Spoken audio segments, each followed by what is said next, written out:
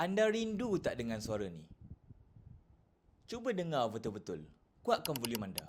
Naik 5 sen pun harga minyak, orang bawah habis pengangkutannya, kosnya semua naik.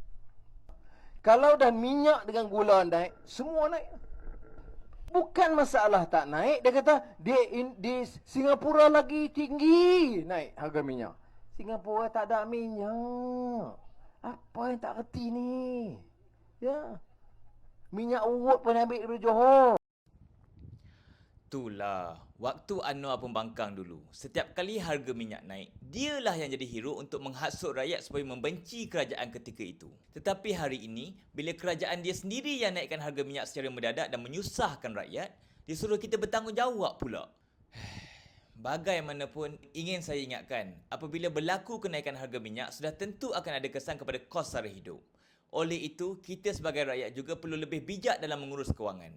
Elakkan berbelanja melebihi kerana nafsu, utamakan keperluan berbanding kehendak dan cuba menyimpan walaupun sedikit sebagai persediaan menghadapi waktu yang mencabar. Dan akhir sekali, saya juga ingin menegaskan kepada semua pihak sama ada kerajaan ataupun pembangkang supaya tidak lagi menjadikan isu harga minyak sebagai alat politik murahan. Rakyat Malaysia berhak mendapat kejujuran dan konsistensi, bukan retorik yang berubah-ubah mengikut kedudukan politik.